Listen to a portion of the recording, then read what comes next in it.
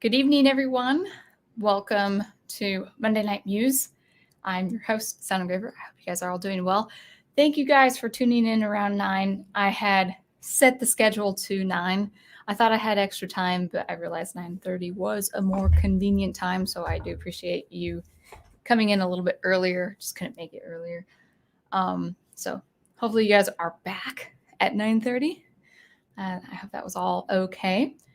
And we're going to be talking about Christian contemporary music and really more specifically worship music. But before we do, before anything, I wanted to say that I was going to wear this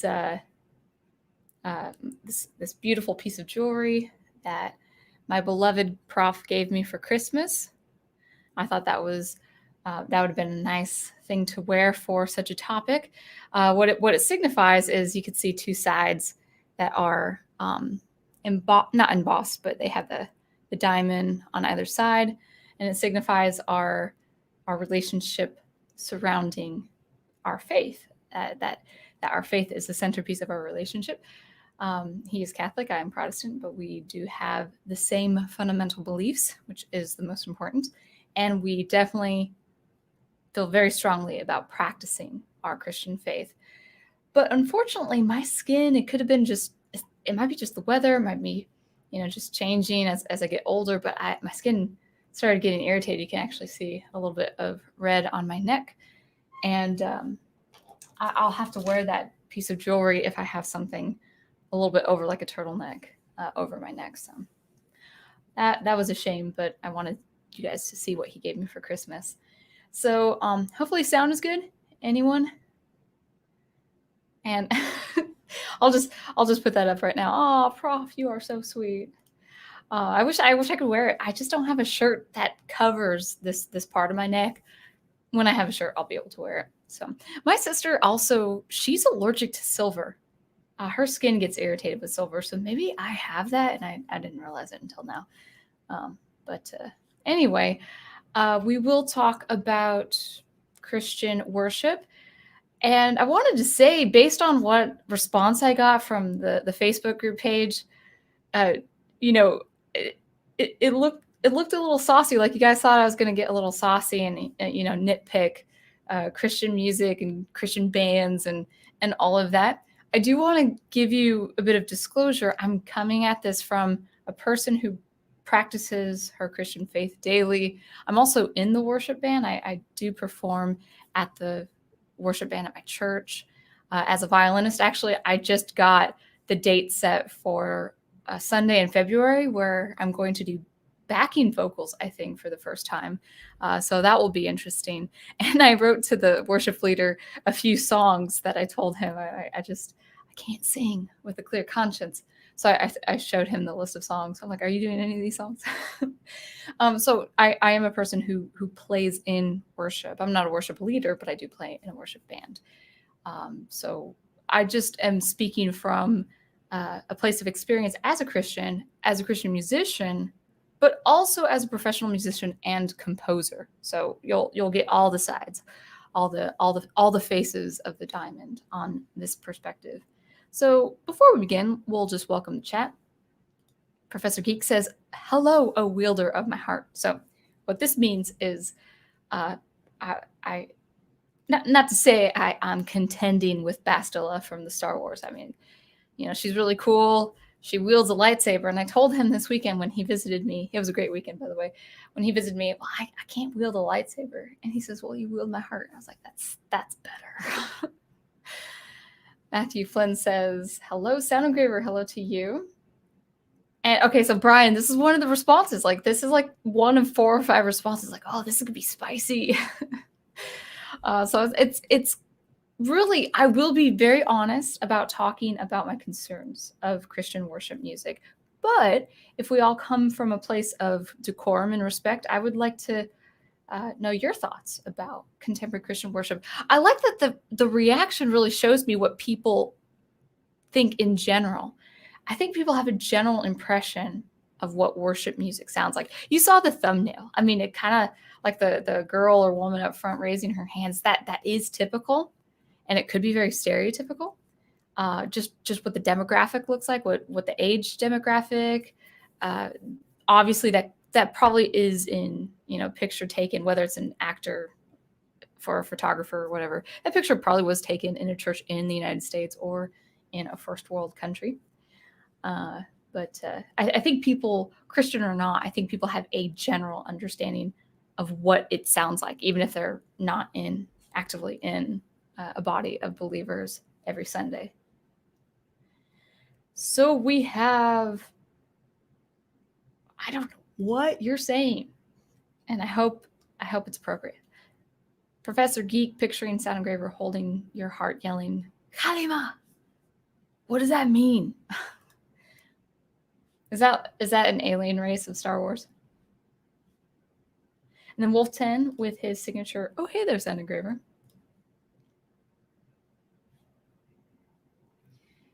Brian Gilmartin. Oh, yeah, Brian Gilmartin was in the house. And then also Schooner Tuner. Thank you guys for coming early. I do appreciate that. I know that it was a bit of a time swap there. Oh, back to the drawing board. I can't miss him if I had. Daniel Heron. Speaking something I don't understand to Big Al Presents. Keep it appropriate, guys, even in some made up language. And Melissa Harris and Sons. Good. She says, see you at 9:30. And Dr. Y. Well, 7-Eleven songs? I don't know. Is that a Christian group?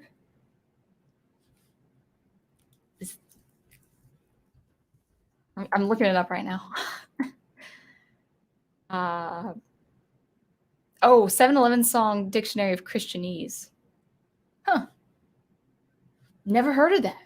So I'm not so up to date on the modern day lingo on Christian worship. I really only know CCM, contemporary Christian worship. And so you just clarified 7 words repeated 11 times. We'll get to that. I think that is I think that can be a problem for sure. And we got Jedi Masters Utopia and Shot Down in Flames is here. Good. And I think I got everyone. I did get Melissa Harris and Sons. And at first I thought he was saying, take notes, fellas, for my Christian worship notes, but he's taking notes on how he's treating me. Yeah. All right. So speaking of notes, we will talk about Christian worship, my concerns as well as my beliefs, and then anything I say regarding contemporary Christian worship, could be applied. It could be extended and applied to art and the function of your art in general. So kind of just pay attention to even if it's specifically Christian worship, we'll think, okay, well, that's true. So how can I serve my audience with my art? So always tying in the artistic aspect of it as well. And back to the drawing board mentions Kalima is from Indiana Jones and the Temple of Doom. Oh, it's the rip your heart out and wave it around magic words. Well, that's grotesque. All right, so I'm going to pull up my notes and we'll get started. It's reaching the 10-minute mark, so let's go ahead.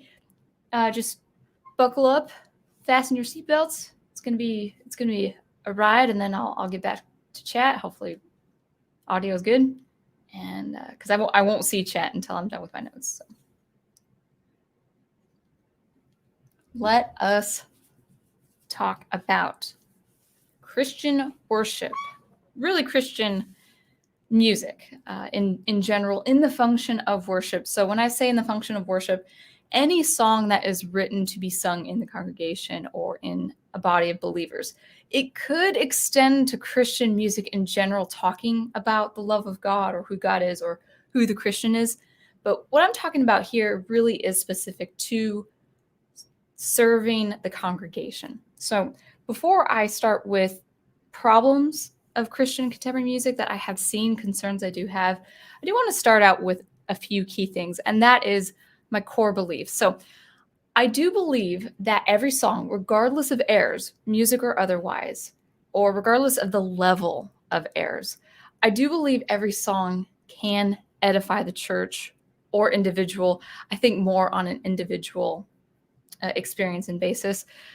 It might make more sense as I am going down through the notes, but I do think regardless of the mistakes or the wording or maybe the ambiguous meaning or image, I do believe most songwriters, most composers and musicians and worship leaders, I do believe they are coming from a place of service. They want to better the experience of practicing the Christian faith, especially meeting on a Sunday and getting our minds focused on worship.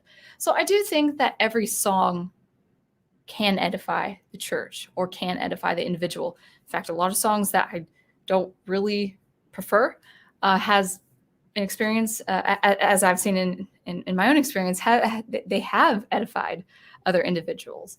That all said, I do have concerns from a position, from the position of a Christian composer and musician. Now, as far as, from a Christian artist, from a Christian musician, I do believe art has to have function. Art must have function, if only meaning. Now, on the one hand, it's music, so therefore it's art. So therefore, it really should be upheld in the standard of excellence. On the other hand, worship is really for the function of a service, a public service, in this case, a body of believers. I think Christian music, at least in worship music, I think there can be some leniency as far as form, but the function is there. The function remains. It gets the believers in a state of mind that is worshiping, directing their praise to God. So in the form of art or music, worship songs do have that sole purpose or function of directing a body of believers to worshiping God. This can be contemporary worship, which I will talk about more. Contemporary worship is the direct worship and praise to God. So whether you are Christian or not, you'll hear a lot of popular Christian artists today write lyrics that actually are directly pointing their praise to God. So that's contemporary worship. Now, hymnal worship, a book of hymns. Hymns were written, centuries back, and that it could be as recent as maybe the early 1900s. But these were transcribed and put to song. All this text was back in the 1600s and 1700s and 1800s. And hymnal worship, actually, a lot of the hymns talk about the story of Christ, the birth and resurrection of Christ, and what Christ has done for the church. Or it also talks about the edification of the church, meaning hymns, when you sing a hymn, you're talking about what you do as a believer or what you hope for as a believer. It might not be direct worship to God.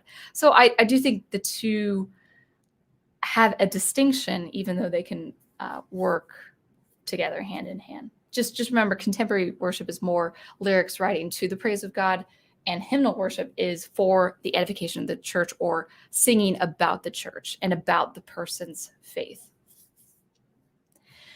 Any critique that I have going forward in my notes that might sound over-exaggerated comes from the perspective of serving the fellow believer, honoring the fellow believer, and hoping that those words and that song edifies and cements their faith. It doesn't cause them to stumble, doesn't cause them to get overly emotional, doesn't cause a very unwarranted ecstasy. You might come across, if you ever go to a church and you're not familiar, especially if it's a really big church with a lot of nice amenities and all that stuff. Let's say you're going for the first time, you're just checking out the Christian scene. You might, depending on the church you go to, you might see a very strange state of ecstasy in the public house, especially if, or the house of worship, I should say, especially if the production of the band and the lighting and the sound is top notch, like you're going to a concert, and you might kind of like pull back. And I think there can be Christian concerts, but if it actually kind of makes people unsure or even makes the believer unsure, I think I come from a place of really serving the fellow believer and getting them cemented in their faith. And that also means where they're might not feel emotional. They might not feel that high. They might not feel that ecstasy. I think it's very important that the Christian is not always needing this kind of dopamine. So that's all out of the way. So we're talking about function. We're talking about art, yes, a little bit in Christian music, but we're talking about art in the function. So what can hinder the function of worship? So here's what I have come up with. And this is my experience singing these songs or looking at these songs or reading the songs on the screen or playing these songs in the worship band as a violinist. The first thing I think really the most important thing that can hinder the function of worship is the words or the wording. So one problem I have seen with Christian songs in general is the needless repetition. So there are songs that repeat the same verse or line or stanza more than 2 times. There are songs out there that really fill the space of 6 minutes when the song really should be 3 or 4 minutes functionally for it to be a well-structured song. One of the most popular songs that suffers this problem, and Christians out there, if you're listening, you know what I'm talking about. Even if you like the song, you know what I'm talking about.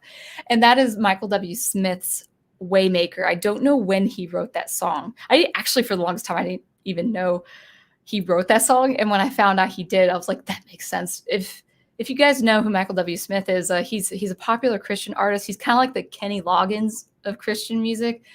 And I actually played with him once. I had a gig with him. It was a sweet gig. I played in an orchestra for him. It's like $400. And that's great for a college student. And it was just really sappy, and I was totally hamming it up as a musician. I just did it for the show because that's what it kind of was. But his song Waymaker, and no disrespect, he is a Christian, and I know he means well. But this song is, I hate using the word, but it is problematic. I'll just kind of go through my bullet points. It has this repetition where you sing the same chorus over and over and over again. And I remember rehearsing the song with a worship band.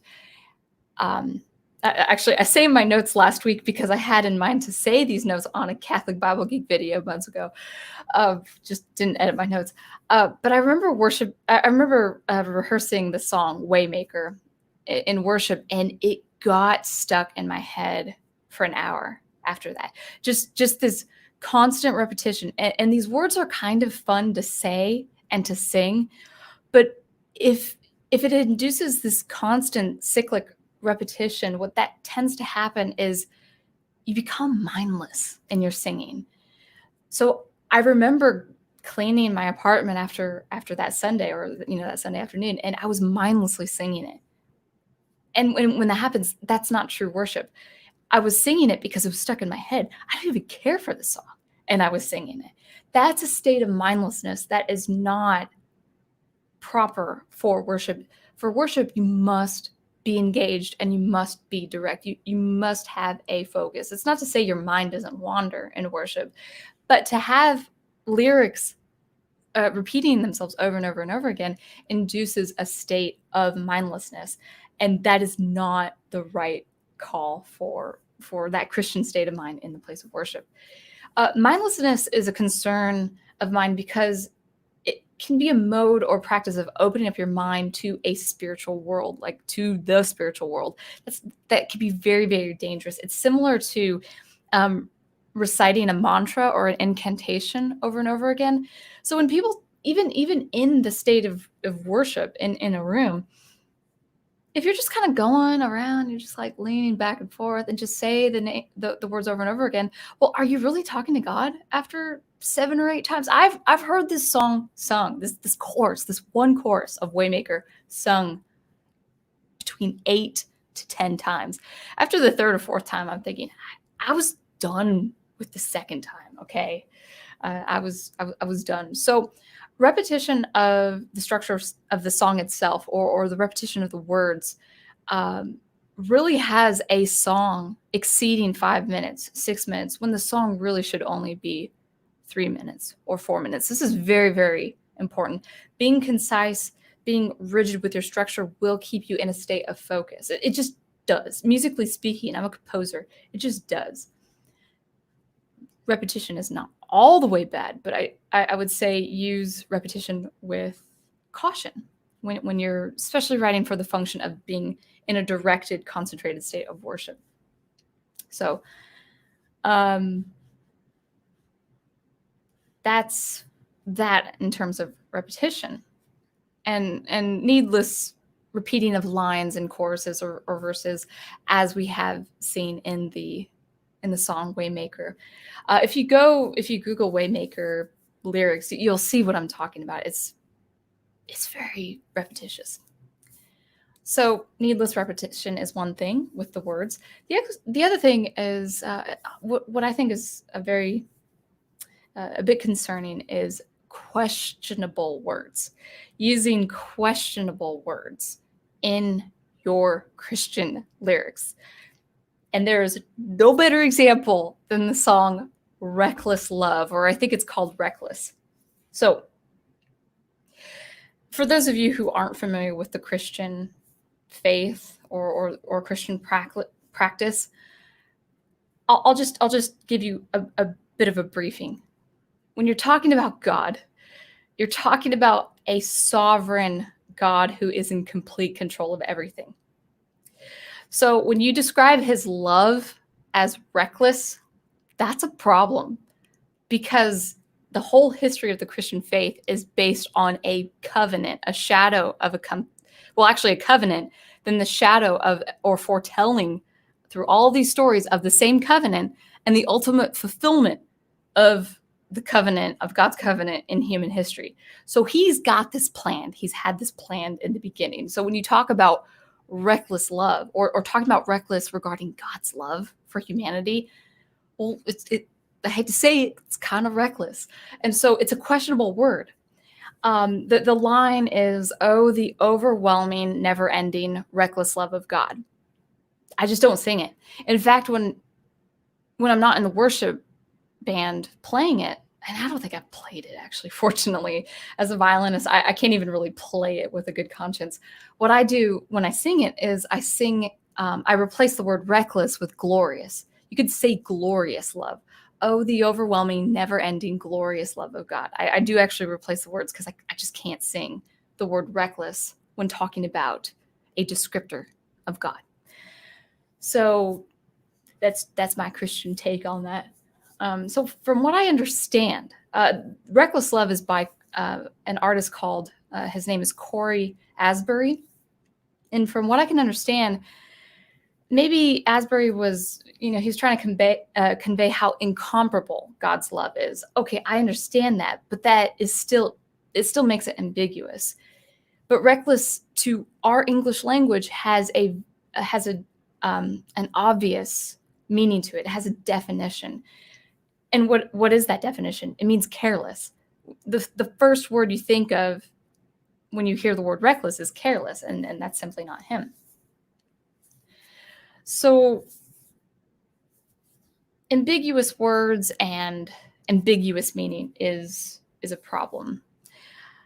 The next one regarding ambiguous words or meaning is this need for songwriters to provoke or induce the believer through imagery. Now, I'm not against being poetic, and I'm not against imagery in Christian songwriting, but you have to be clear. You have to be very clear what you mean in your songwriting. And I think ambiguous words and meanings pose a great problem. So one example that I had recently seen, actually it was sung in my church yesterday, and that is called "Though You Slay Me." And it's by the artist, I think, Shane and Shane. I think that's what they're called. So maybe it's two guys named Shane composing this song. So it's called "Though You Slay Me." And think of the word slay. Okay, when you think of the word slay, you're thinking of slaying an enemy or slaying an animal. you think of something quite strong, you think of something quite harsh. So these strong, harsh words have this ambiguous meaning because it's talking about, oh, though you are doing this to me, God, still I will worship you. Now, the meaning of the song is important. It's admirable. I understand where they're coming from. They're talking about being able to worship God in the worst of circumstances, being able to worship God in a place where he has allowed certain circumstances. But the way they phrase it is very strong, and it can confuse the believer, and it's caused division among believers. But it also can confuse the unbeliever coming into the church setting. It could scare them. So what are the words I'm talking about? The lines of the song is, though you slay me, yet I will praise you. Now, this actually is taken directly out of Job. Job chapter 13, verse 15. But Job is a different kind of story. And the unbeliever or the new believer might not understand the context of Job or why the book of Job was written in the first place.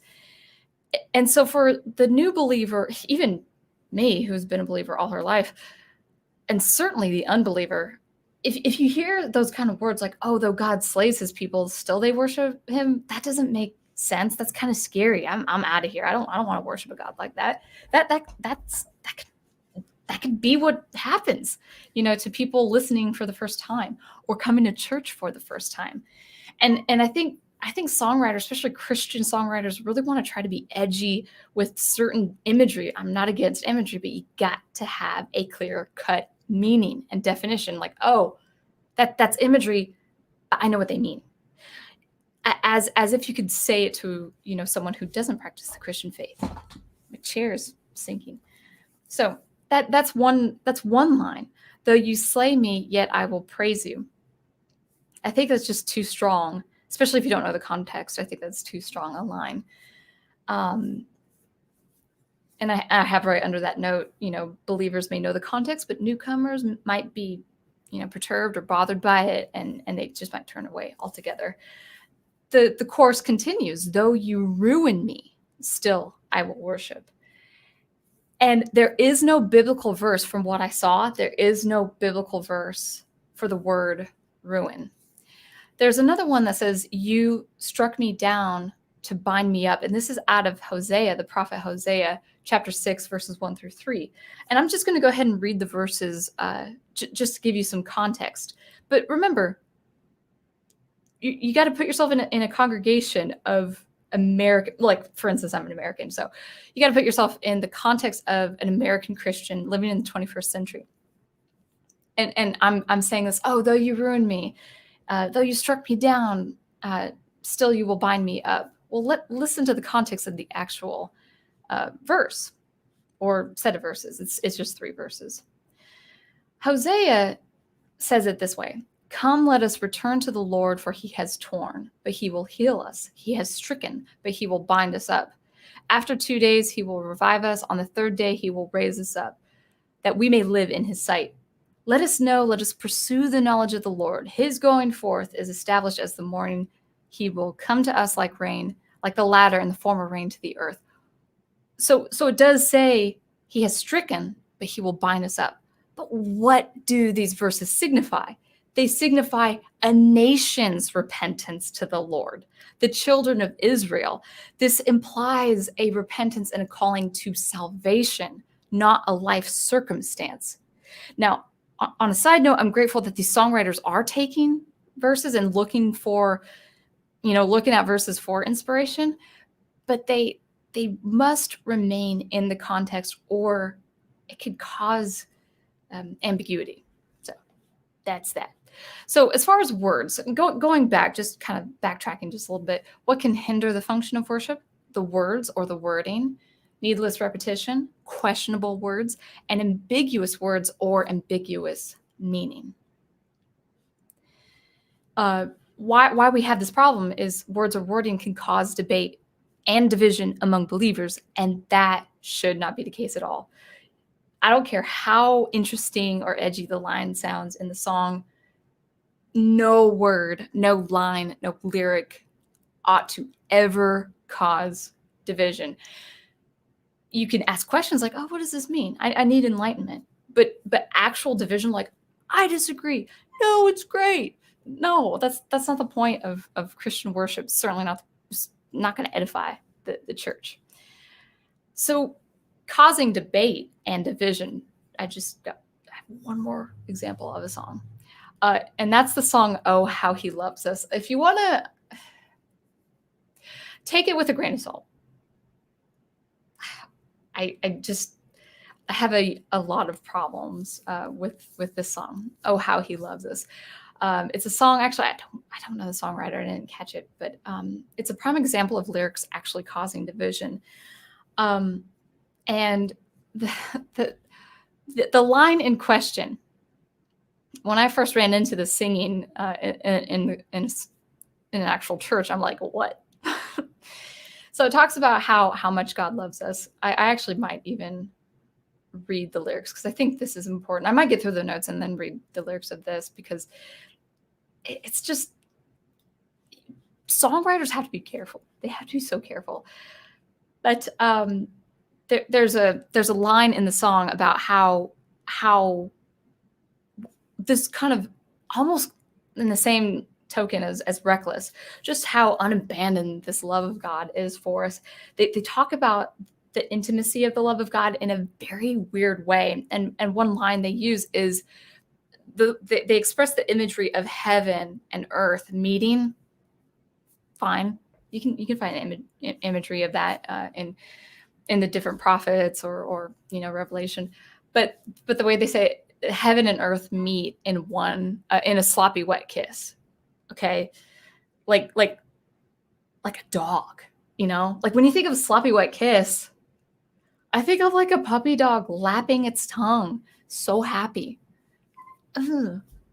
Just I think it's gross. I actually, now that might be my opinion. But when you talk about, God, you kind of, when you're talking about God, and again, artists kind of take this with a grain of salt with your art and in terms of function and form. When you're talking about God, at least Christians ought to understand that you're talking about God in a place of reverence and fear and holiness. Sloppy wet kiss just doesn't strike me as something being synonymous with that. That it just doesn't strike me as being synonymous with reverence, holiness, cleanliness, all of that. People might say I'm too uptight about that, but when you read scripture, and for Christians out there who might disagree with me on this, if you are a Christian listening to me as a Christian speaking, you're going to meet your maker. And it's going to be pretty awe-inspiring and holy and terrifying. It's kind of like Aslan, where Catholic Bible Geek is talking about Aslan, and he's really the embodiment in that fictitious world as Jesus. And what is always the description of Aslan? Beautiful, golden, and terrifying. It's either terrifying or terrible. We have an understanding, just a general understanding, and I hope Christians see it more, that God is to be revered and feared. Like that's where our knowledge comes from. That's where our wisdom comes from. So when you use words like sloppy wet kiss,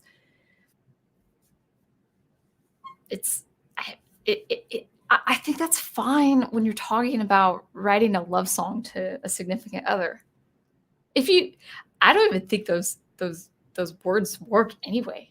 I think they're kind of careless in a way. So heaven and earth meet in a sloppy wet kiss. I can't see it. Tell me what I'm missing, guys. So anyway, I might actually pull up those lyrics to that song because there are some concerns of that song. So that's called Oh, How He Loves Us. And by the way, this song if you're not careful as a Christian, it can induce kind of a weird ecstasy of emotion. So you got to be careful with your words and your Christian writing. And lastly, as far as what can hinder the function of worship, that direct worship to God, is rhythm and pace. Songwriters do a good job of making words fun and easy to sing. But if it's too fun to sing, like if it's easy to sing, it can be fun to sing. And if you're not careful, you might actually lose the meaning or the function of worship. Just my experience as a Christian worshiper. It's not entirely bad, but words are more easily succumb to repetition this way. And I might be seen as uptight about this just a little bit, but fun shouldn't really be a concern in music, like it shouldn't be a concern when listening to a sermon. A lot of young pastors, so kind of shifting it to pastors, I have talked with young pastors who have a concern for keeping it funny, like the sermon funny and engaging, because, I want them to listen to me. And if they don't listen to you, but you're talking about something that's on your heart or something that is scriptural, then they don't listen to you. They miss it. Some of those congregates will miss it. Maybe they'll hear it another time, another year, another place in their life. But this idea like, we got to make it fun and engaging and exciting. It's like, no, we are in a generation of the shortest attention span. And if you can't listen to a half-hour lecture as a Christian, especially if you've been a Christian all your life, then just practice listening. And if you daydream, then you daydream. I daydream sometimes. And that's just part of the growth. But so I say that with pastors, but it kind of mirrors in with what songwriters are doing. We got to make it fun to sing. It's like, this is not general education. This isn't a general music education, for fifth graders. It's that shouldn't be a concern.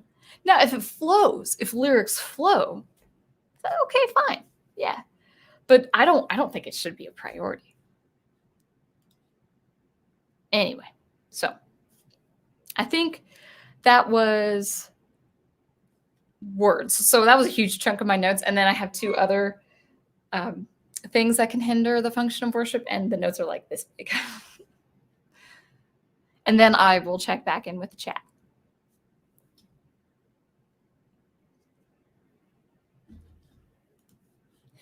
All right, so we talked about words. Words can, if not written carefully, can hinder the function of worship. The other thing is composition, so the actual musical structure. And I have just a bit here. The first is structure. And the structure of a worship piece is usually hardwired. It's like a formula. We got the intro, we've got the verse, maybe we've got the chorus or verse 2 before the chorus. And then we've got the bridge to the chorus, maybe capping off with an outro, usually an outro. I don't mind this. I think it is important to have a format that is consistent so that the congregant is used to it. I think it's important for the congregant to be familiar with the structure of a worship song. That way they're not distracted. If the congregant has to kind of shift or meander to kind of fit or accommodate the musical structure, the structure has lost its place. It's lost its purpose. That song has lost its purpose to get the congregant to worship. Anything in structure that causes the singer or the worshiper to stumble has lost it. That's how serious composition is in worship music, meaning it could be a simple song and it's okay. It doesn't need to be inventive. It doesn't need to be contemporary or experimental. It could be just fine. It could be the, A, B, A, B, A, B, A, that could be the structure. And if people call it boring or slow, well, if it gets the people singing and singing undistracted, is it undistractedly? Is that a word? You know what I mean? If they're not distracted, then I think that is just fine. Hymns do this very well because they have a stanza. Sometimes they'll have a chorus or a refrain, but they'll just have a stanza. And then it will be repeated 4 to 8 times, depending on the length of the words or the sequence of words. And so that means that the congregant who sings the hymns, well, they're already familiar with the melody or harmony if they are, or maybe they read a bass line if they're men or the baritone or tenor line. If they're familiar with that line, they could just repeat it, and that's not mindlessness because they're concentrating on the words, what these words mean. Now, there is a risk with this formula that the harmony can become more not mundane, but overly simplistic. It could be too common or too familiar. But if I would say that don't create something too boring or inactive, I would say, in the musical structure, whether it's the structure itself or the harmony. But simplicity is fine. Simplicity in the worship song is fine. People have said to me outside the church, that Christian music is generic. And I think harmony in the song is a leading factor of this. I think in contemporary Christian music, they have kind of stuck to a certain harmony. You got your minor song. Oh, maybe you got your major song. Then you got the minor six, and then you got your 4-chord, or I should just kind of list chords. But if you're a Christian out there, you might understand that there's kind of like the same old. So I would say for songwriters, I think it is their responsibility to create something very beautiful, something very new, but also something simple where it just does not distract the congregant from singing the worship or deviate them from the actual singing or directing their worship to God. I would say songwriters that have changed or invented new harmony for hymns, I don't think works. There's an example called How Great Thou Art, which is a famous hymn by, there's an arrangement by Citizens and Saints. It's a Christian band. By the way, I actually don't listen to Christian music outside of rehearsing and practicing for the Christian band. So I know some of these songs. And they totally inverted or stretched out a piece of harmony in a very famous line of How Great Thou Art. And I remember practicing and I'm just ready. And then the harmony drops or the bass drops in not a right way, in an incorrect way. And I remember just getting so mad. I was like, that's going to distract the singers. And I had been in a church singing this song with that harmony. And when that harmony comes, and I'm expecting it because I rehearsed it, but when that harmony comes, I hear a total drop in voices because they're like, was that harmony right? I mean, these are people who might not even know music. Like, that doesn't sound right because it's such a familiar song. So anyway, structure, harmony, formula is good. You don't want to be too mundane, too commonplace, or too familiar. But at the same time, you also don't want to distract the singer. And lastly, instrumentation. The instruments, okay? And I'm just going to say a couple notes. In a Christian band, you have a drum kit, lead vocals, backing vocals. You've probably got a keyboard. Of course, you have a bass, unless it's like a really simple, guitar and singer. Let's run that through. Drum kit, bass, acoustic vocals or electric vocals, backing vocals, and then any supplemental things like keys or violin. So it's a standard arrangement. The problem with having drums is I love drums. I love rhythm a lot, but they really can cover otherwise terribly written structure or terribly written songs. So in the event of unnecessary repetition, well, if you have drums, people usually accept it. Like if you go on and on and on and on with a verse or a chorus, without the drums, people would pick it up and say, oh, this is too much. This is too long. But if the drums had this kind of great, clever instrumental buildup, then people were like, oh, yeah, this is great. And notice a lot of people fall. I shouldn't. This is not edifying the church. Okay, so I got to be careful when I say this. But I have noticed, just as a musician and someone who's in tune with music, a lot of people start raising their hands when there's a drum buildup. So it's more of the emotion of the music. And then when it pulls out, people's hands fall. in a state of worship.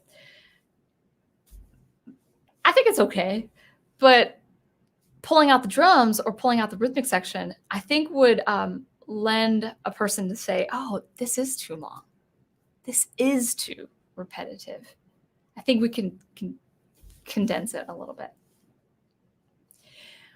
Why we have to be careful with this as Christians is that music induces a chemical reaction that makes us feel good.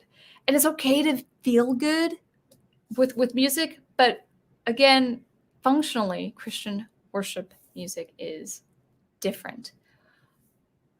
It's not about the ecstasy of feeling good directing our praise to God. It's simply about praising God. So I know this is very much a Christian topic, but I'm thinking maybe for you artists out there, kind of consider who is your audience?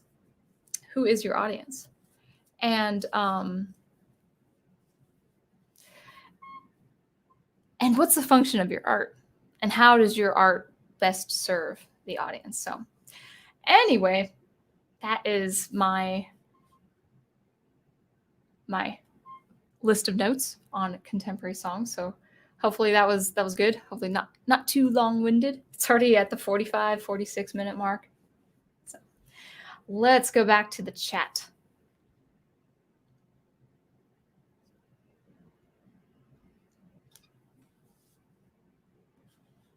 Seatbelts. We're going. We don't need any seatbelts. I don't know what that means.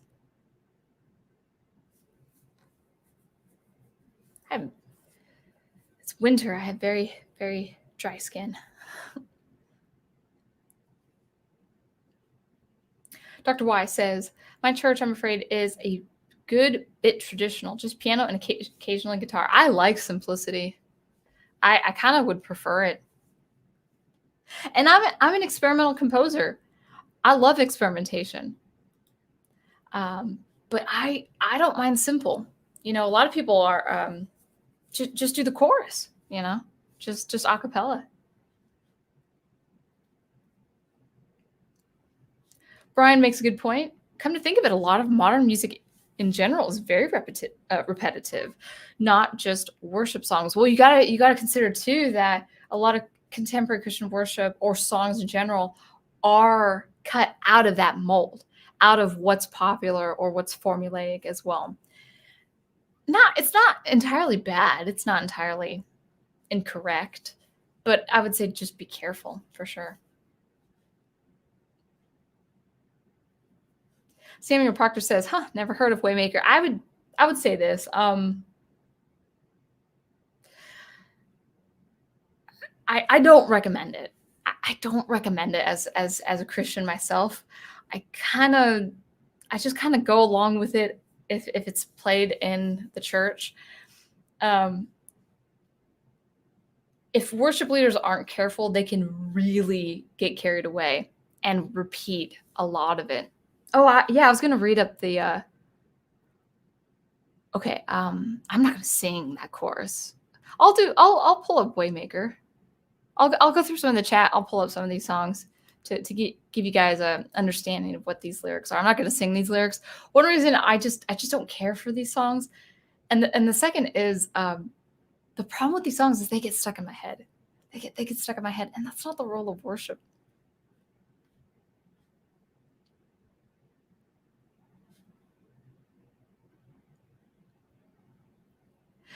Brian Gilmartin, so you're suggesting, well, you're saying to me, so you're suggesting that repetition is like cult-like behavior, like cult behavior, if it induces the mind to mindlessness. So if you're just kind of rambling on for, a straight 2 to 3 minutes, I don't care how engaging the music is, it can actually open doors to some very dangerous spiritual stuff. And I think the repetition of words, especially words that are very fun to sing and say, when I say fun, I mean enjoyable, like, oh, it's such an easy, nice flow, or a nice rhythm. Well, it can actually, in a very light respect, it can actually induce you to some sort of hypnotic state. like you're kind of in the zone. That's not a proper place to be when it comes to Christian worship. Now, I'm not saying anything spiritual or demonic happens when that song is sung. Just the person, the listener, the singer has to be very careful. Dr. White says, I think there's a Bible verse about vain repetition. I feel like that sounds familiar. I wonder if the prof has an answer for that.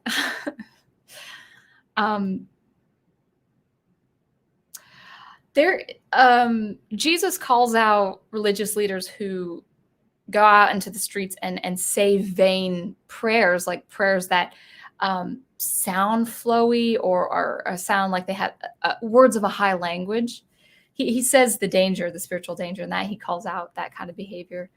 As far as the vain repetition, but it's just practice of more of the Eastern religions, to empty your mind, whether it's saying an incantation or a mantra over and over again. It could be very, very scary stuff. Back to the drawing board asks, how much of repetition is on a songwriter and how much is on the performer? Oh, good call. I know some worship leaders just wallow in songs like when the writer never performs it that way. That's a good question, and I'm glad you brought that up. For Michael W. Smith's Waymaker, just the structure alone of how it's written induces just repetition, just the way it looks. I think I'm just going to look it up and give you guys kind of what it looks like. And I got to pause the commercial. I think it's an ad. Okay, so let me share this lyrics. I do want to share these songs before I forget, so I'm not going to sing them. Let's see.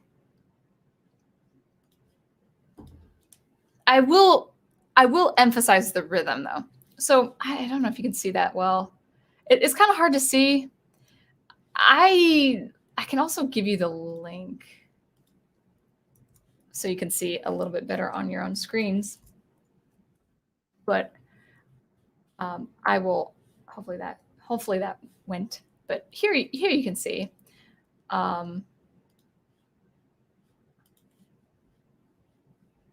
It's all these like these women singers that I hope those aren't worship women singers. I hope this is just part of the lyrics. But you've got, or the lyric site, definitely not Christian. So you've got, you are here, moving in our midst. I worship you. I worship you. You are here working in this place. I worship you. I worship you. You are here moving in our midst. I worship you. You are here working in this place. I worship you. I worship you. Okay, so that's a slow one. So here's the rhythm of this chorus. I'm not going to sing it. I just don't want it in my head. I probably already have it in my head. It is Waymaker, miracle worker, promise keeper, light in the darkness. My God, that is who you are. Waymaker, miracle worker, promise keeper, light in the darkness. My God, that is who you are. Imagine saying that. Okay, so that's the chorus, right? And it's broken up twice. It's repeated twice. Imagine singing that chorus. So this being the chorus. 6 to 8 times. And that's toward the end of the song. That's not 6 to 8 times in total. I've experienced that. And I just don't think it's the best. I don't think it's the best in terms of function of worship. And then it continues. You are here touching every heart. I worship you. I worship you. You are here healing every heart. I worship you. I worship you. And it's all these songs. And then, so the song again, Waymaker. And then, I don't know this. I think this is a bridge. You wipe away all tears. You mend the broken heart. You are the answer to it all, Jesus. And then again, it repeats. You wipe away all tears. You mend the broken heart. You are the answer to it all. To It All, Jesus. Yeah. I mean, I think kind of like 90s, like early 90s. Yeah. I actually don't know how that bridge goes. I can't remember it, but I don't care to remember it. So I think I'll stop share there. There's another one I do want to share. It just can get a little, I don't even want to say monotonous, but just not optimal for good focus.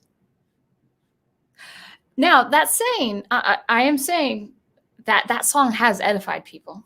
Some people are like, they are totally edified by that. So I want to be careful with what edifies the believer or what doesn't. But I also want to express the concern of being induced into a state of mindlessness, because that can also happen. That could happen to the best of us. I think I'm going up the chat when I should be going down.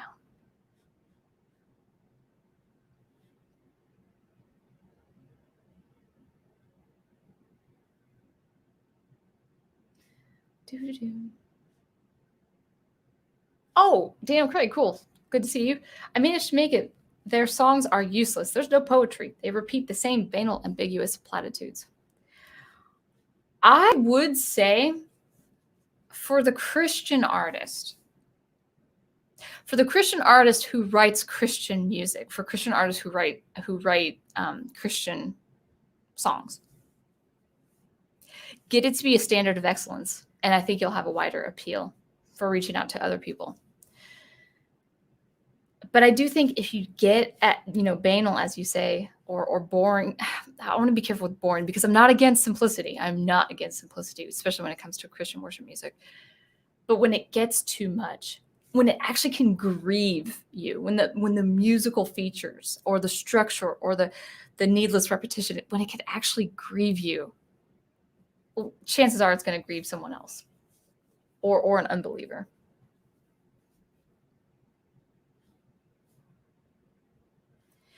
Brian says, when I hear the words "you slay me," I usually picture someone laughing out loud as they say that.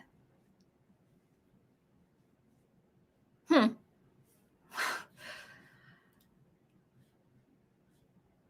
probably not going to ask the reference for that one. Oh, okay. So Wolf 10 says, same. And then Matthew Flynn says, so Christian edgelords. Yeah, I guess. Brian Gilmartin says, sounds like current year Christian writers have never read a dictionary, kind of like today's fiction writers. There's some really beautiful poetry in the hymns. Very well written words. The best thing about them is most of it's public domain.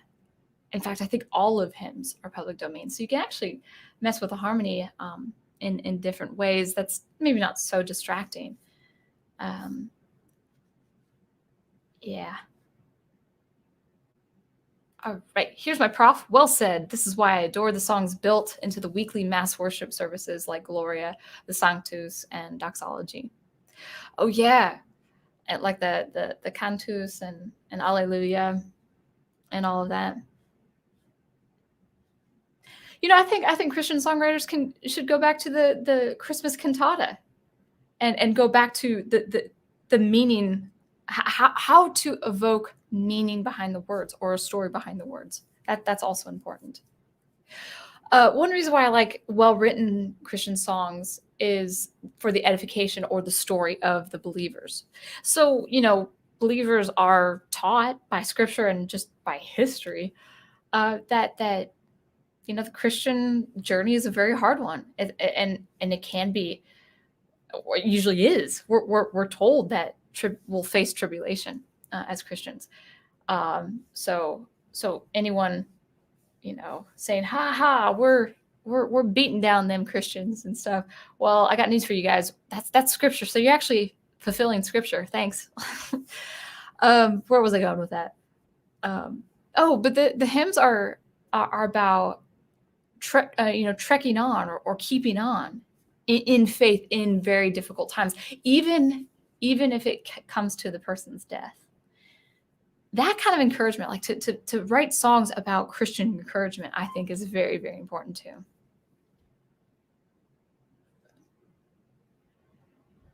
Oh man, the only modern Christian song I've ever heard is I Can Only Imagine. I am so scared to even listen to that right now. I can only imagine. That's just how I know. It's like, man,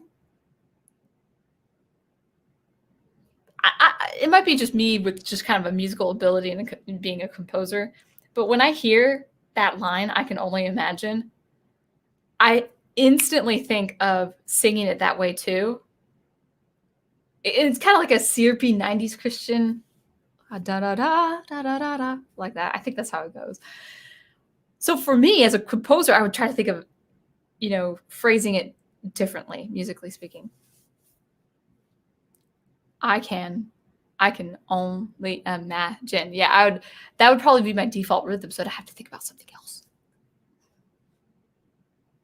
Subvert the expectations. I'm not familiar with this song, but it seems like a song about perseverance and suffering. Psalms are tailored to worship in various circumstances. Why not modern worship? Oh, yeah. I mean, Psalms are so full of prayer by King David and his officials.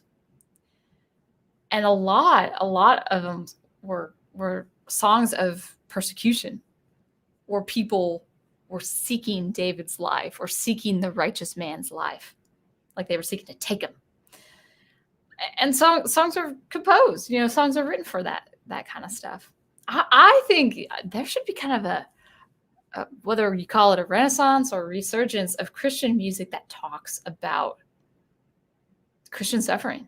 I think that would be really a new thing in talking about, and not just Christian suffering for being in a harsh, cruel world, but also like how sin is bad and the effects of sin.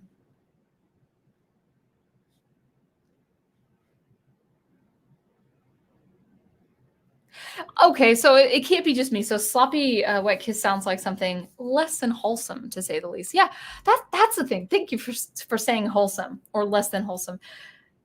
Yeah, that line doesn't seem to fit well when you're talking about heaven.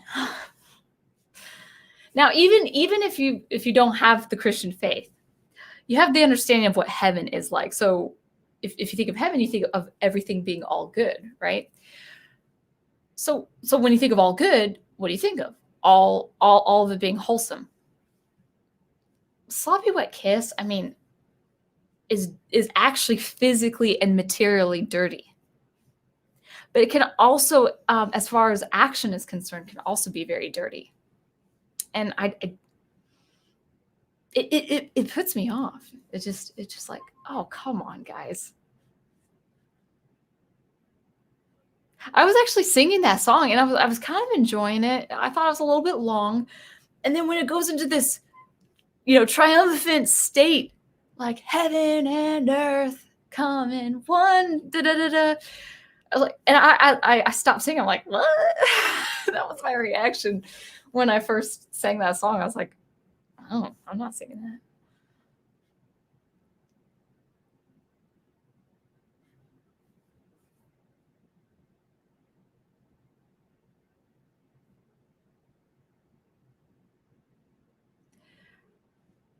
I feel like there are Wolf 10 is making some. Let's see, is that another reference? Fun is not what one considers when exploring the universe, but this puts a smile on my face. It's Knitter's Network. I'm glad you're well.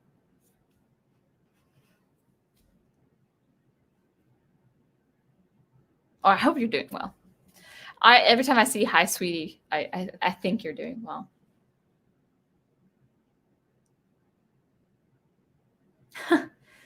Yeah, man. It goes like this: the fourth, the fifth, the minor fall.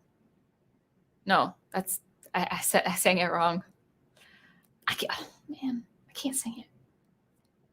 And the major lift, Baffled king composing hallelujah. Yeah, Cohen, man. That's good stuff. Where am I going? Nader says, back to the drawing board. I love that song. And Shrek. Oh, who's the artist who does it in Shrek? I should know his name. He's pretty famous. I don't really prefer his version.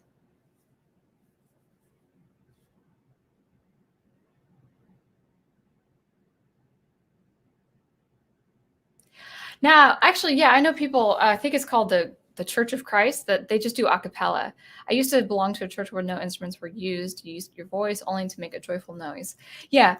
And I know there's a belief. I mean, actually, I teach a student. She's in her 60s and she belongs to that denomination. And she was telling me, she's like, is it okay if I play a hymnal? She was asking the worship leader or the leader of the congregation, music minister, if it was okay if she practiced religious worship outside the church, thinking playing an instrument is actually wrong. Playing an instrument in worship is not wrong. There's a point where I think it's in, I wonder if it's in First Chronicles. I feel like it's in either First Kings or First Chronicles. It might be, maybe it's Second Chronicles. I'm not sure. It's the part where David is assigning, I think over 200 officials for the ministry of music for God's temple. So over 200 musicians, or whether singers or instrumentalists, but instruments were used. And so he played the harp and he danced, upon the Ark of the Covenant coming to Jerusalem. He's dancing with timbrels and singing. So instruments, yes, instruments can be used for worship. Just to give you a clear conscience, guys, it is biblical. I'm a violinist. I don't think I could. Oh, that'd be sad if playing instruments or the not being able to play instruments. Because I mean, how do you produce sound in your instrument? You produce sound with your breath or the expression of breath, or with my muscles on the violin. Yeah. I'm not against a cappella though. I'm not against voices only. And I think worship bands, if they're not careful, they could get way too extreme. I remember coming to North Carolina and I visited 3 churches before staying at my church, and there's this one time I knew the first church I went to, it just wasn't for me. It was this massively, post-production kind of thing of worship, which at the time I didn't mind. But what really got to me was the kick drum was mixed in the stereo space of the speakers. The speakers, just massive speakers so loudly. The kick drum, I'll never forget it. I was in a top tier. It's a big church in a top tier. And that kick drum just assailed my heart. I was 30 at the time and healthy. And it affected my heart so badly. It affected my head so badly. It was like, I can't even imagine, a person with a heart condition or an elderly person hearing this. And I saw people over 70 in that room. And I thought that's not beneficial to the believer. That's not healthy. I had the same experience in another church when I was in Arkansas, where the snare just cut right at the center of my forehead. I was at the mixing booth. I wasn't in control. I was just shadowing, just kind of learning the ropes, and then I moved. But the snare just assailed me. And I told the sound guy, I said, listen, that snare is just too loud. It's hitting my head this way. And then I went to one end of the sanctuary and it didn't affect me. And I went to the other end and it didn't affect me. But I had to go to the extreme ends where the snare rim would not affect my head. Now, again, I'm pretty vibrant. I'm a fairly healthy individual. I can run fast, and I would say I'm in somewhat good shape. But it affected me. It really hurt me. Well, take into account when I was going after the service and talking to the sound guy, there was an older couple that walked up to him. The husband complained because he suffers chronic migraines. And kind of wish I said, yeah, we should have done that in front of the man as a service, as an act of service. But what did I say? I say, oh, well, you can move to the extreme side. That would be, and he kind of like looked at me like, oh, I can't see. It's like, why did I say that? I'm thinking of this memory right now. But no, churches, instruments, and as far as instrumentation, yes, it needs to edify. Actually, we had a subwoofer just like not explode, but the bass was like, whoa. And I told the leader, I said, we got to check that subwoofer and turn the bass down, because that bass is too much.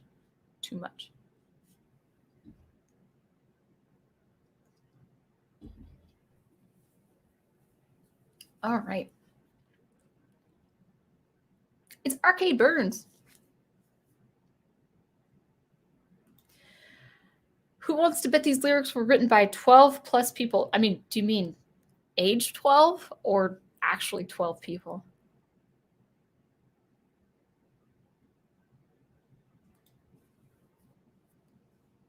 Oh, cool. Prof does have something. Jesus' admonishment against vain repetition, more accurately translated empty words in Matthew 6:7, is in context warning against thinking God hears the quantity of words rather than their substance. That's what I was thinking about. Thank you, Prof, for pointing that out.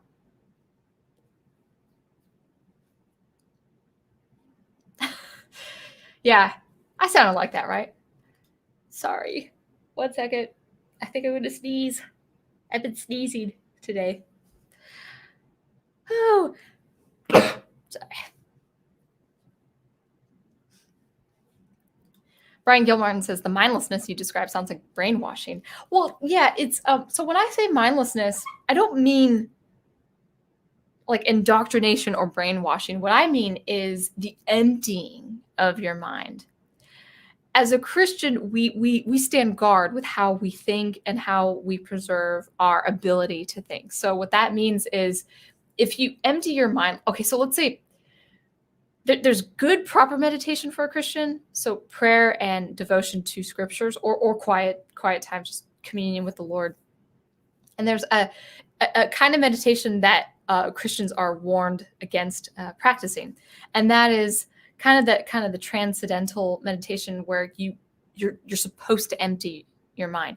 We're not supposed to empty our mind because there are forces out there that we believe, at least, that could overtake. It's not like I'm not talking about a literal possession, but if you're not careful, it could happen. I mean, so it's warning us not to be succumbed to those forces. So when you're actively practicing your thinking and practicing wisdom, you're actually fortifying your mind. You're shielding your mind from those principalities and powers. So if you start kind of just saying words over and over again and not giving it any thought, especially if the music is attractive, because the music can be attractive. Now, fortunately for me, I'm analytical when it comes to music, so maybe I'm not in any harm's way, or in any danger. But yeah, so what I mean by mindlessness is actually the emptying out of your mind, which Christians are warned not to do. We're taught to meditate on noble things and good things and virtuous things.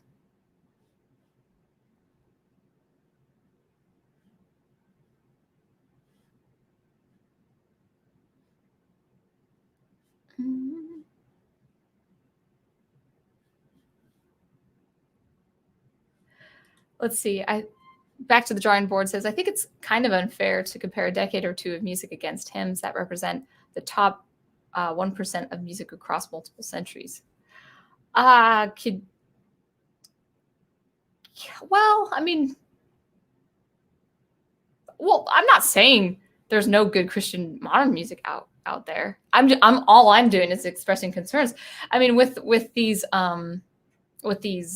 examples, I think I gave like four examples. So I'm not saying this is true of every Christian song. I'm saying songwriters have a responsibility of avoiding these concerns that could cause, or avoiding these problems that could be could cause division and questions and stuff like that among people.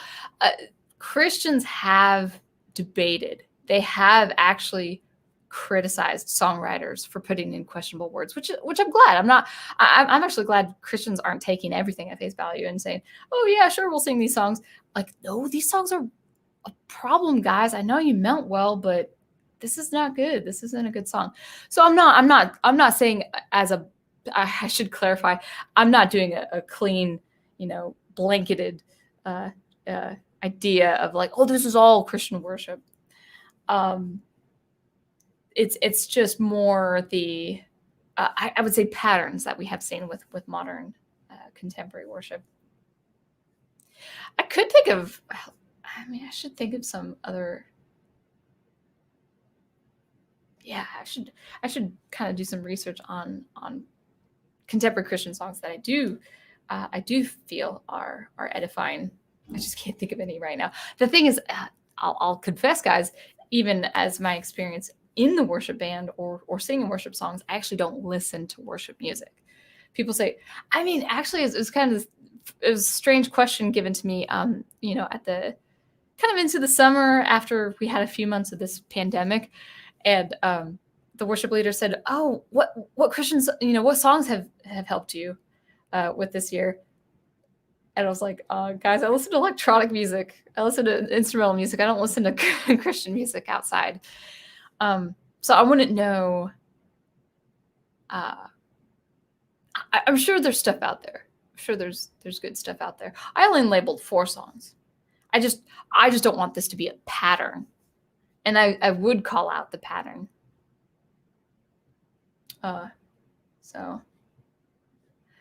So I would say I'm not comparing all of contemporary worship to hymnals.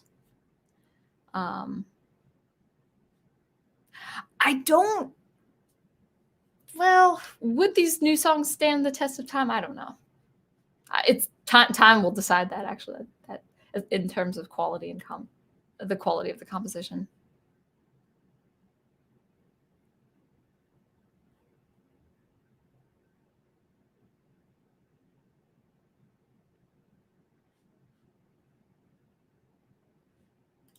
Wolf 10 says, they made a movie about the song, about the songwriter of I Can Only Imagine. Audience left my theater in tears after the movie was done. I knew that wasn't that like an award-winning song, or no, not song, film. The only actor I recognized was Dennis Quaid, right? I never saw the film. I'm not the best person to talk to when it comes to Christian films because I don't watch film and I don't watch Christian films. So like if there's like a very famous, like monumental Christian film, I think there was a famous one called War Room. That was just off the charts, like for probably 2 or 3 years when I was living in Arkansas. Fireproof was another one based on marriage. But I haven't seen any of the Christian songs or Christian films. If it's well written, I'm all about that. But yes, I do know that song was written by the songwriter, and there was a movie depicting his life of pretty much an abusive father that turned around at the end. I think that was what the story was.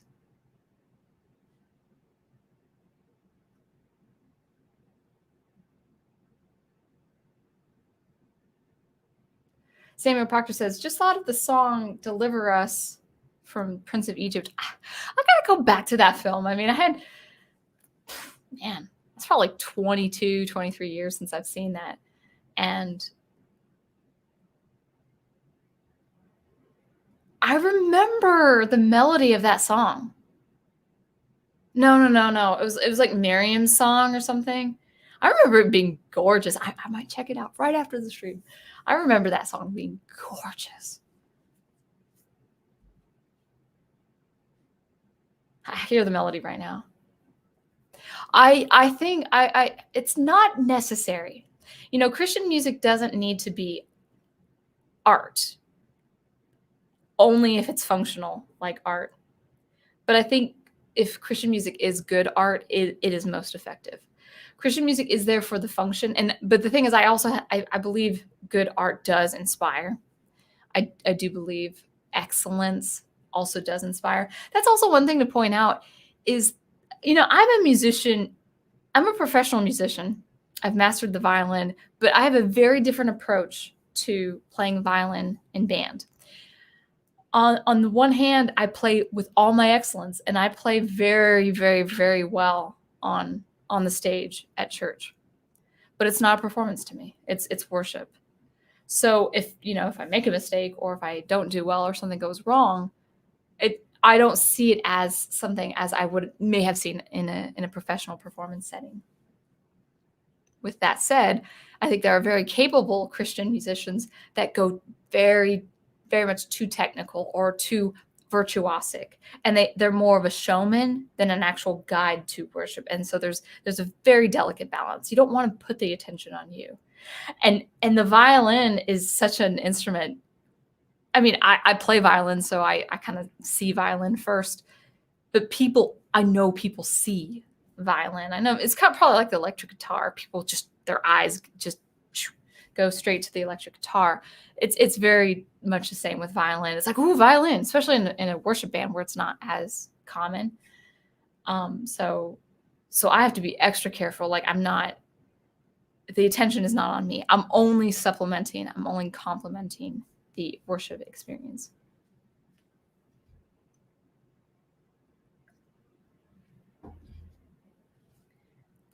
Benjamin Adams says, welcome. There's Christian industrial music. Didn't listen to a ton of it, but there did seem to be some themes of suffering. Cool. Yeah, I would say Christian music different from Christian worship music. This whole topic is really more about worship and as a function, but I guess we can expand it to Christian music in general, or music in general as well.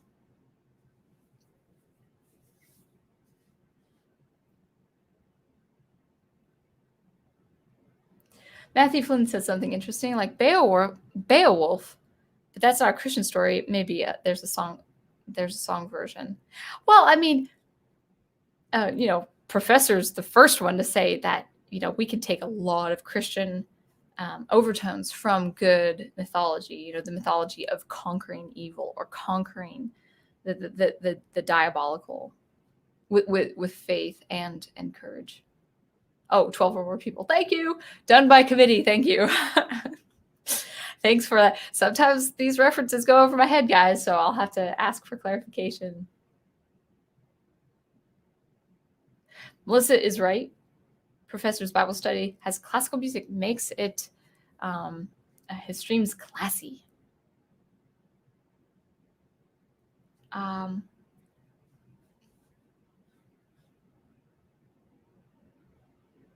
Yeah, kind of like that. Mindlessness, emptiness, like, say, in Going with a Mob. Mobs never think things through.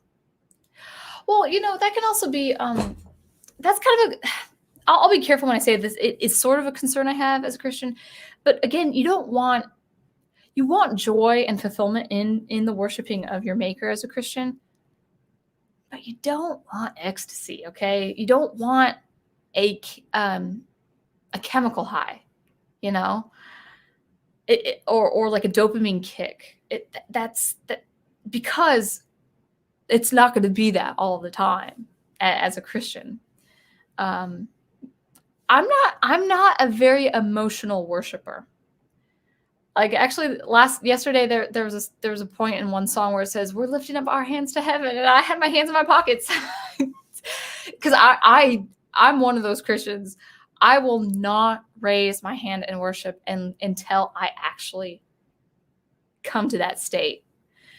Sometimes I will be sitting on my bed with the Bible or praying, or sometimes I'll be making a cup of coffee, and then my hands just lift up. A lot of times I don't lift up my hands in worship. I'm not that emotional of I'm not that physical of a worshiper. I don't sway. I don't know. I'm a very stoic. I'm stoic when it comes to my worship. I used to think when I was in my early 20s that I was a terrible Christian because, well, not terrible Christian, but it's like, oh, I'm not zealous. But I realized I actually am zealous for the truth. I just have a kind of a expression that is a little bit more subdued than the, oh, God does.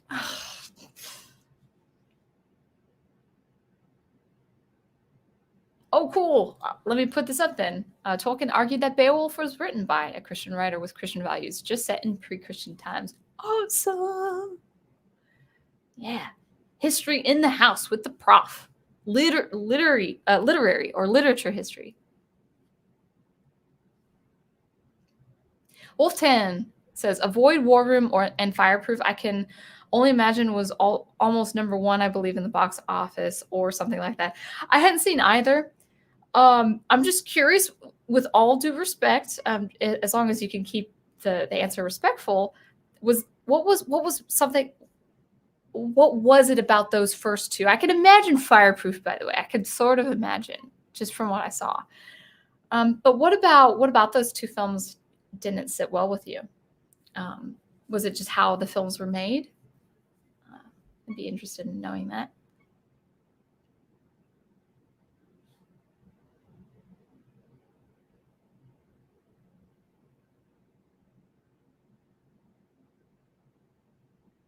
Oh, well, Dr. Y has a disagreement.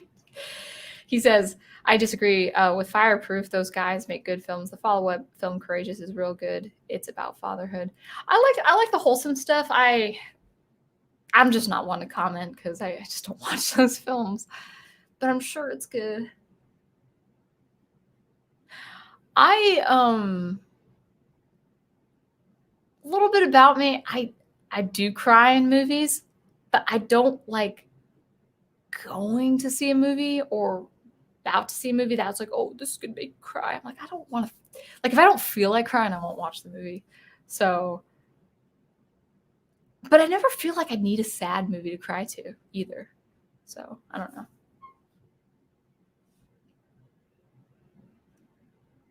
That's right, Samuel Proctor. Sounds like modern Christian music has nothing on the VeggieTales. Barbara Manatee, you're the one for me. Send from up above. I love how he gets out of tune too. Up above, you're the one I love. But I must, let's see. Barbara, do I remember this from 15 or 18 years ago? Barbara Manatee, you've been good to me. Something. I don't know. But I must go out into the world and do noble things for the good of all. And you can't come because you don't speak French. And she's all sad because Bill won't take her to the ball. And then she learns French, and then Bill admits that he can't dance, so she leaves him.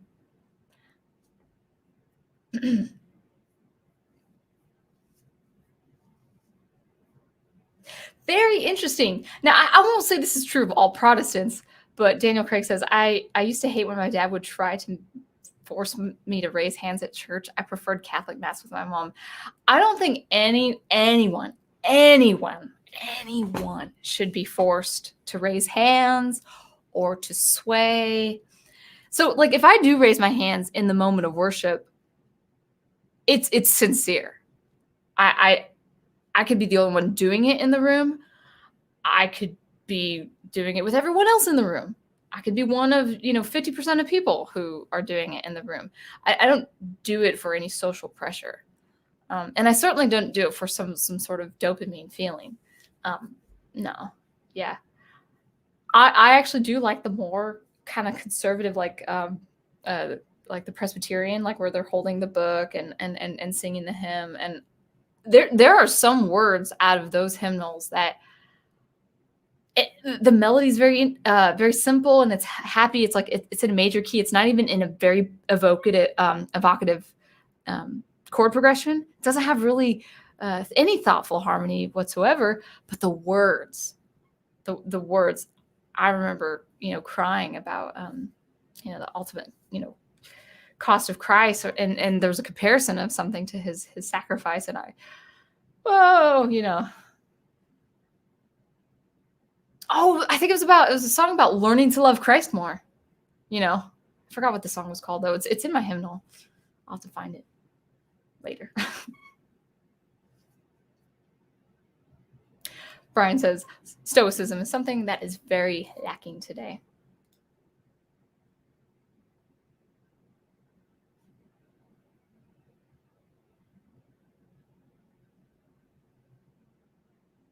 Let's see. Dr. Y says, this Sunday, my pastor had us raise our Bibles for a song, Hold the Fort by Philip P. Bliss. Do you mind if I look up the lyrics for that real quick? I haven't heard that song. Hold the Fort, Philip P. Bliss.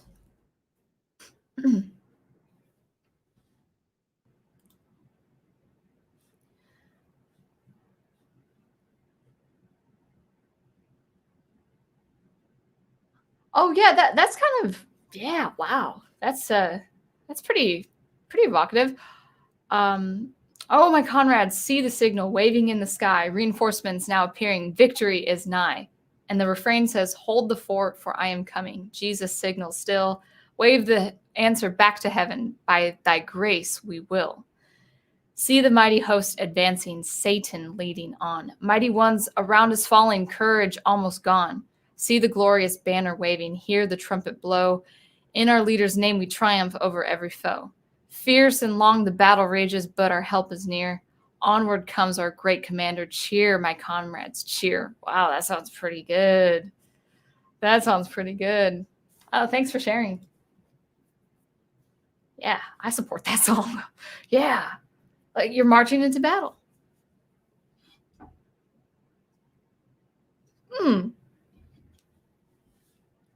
I just thought of a modern song. I think it's modern. Oh wait, you know what? Is it modern? The battle belongs to the Lord. I don't know when it was made. I don't know what is that a hymn?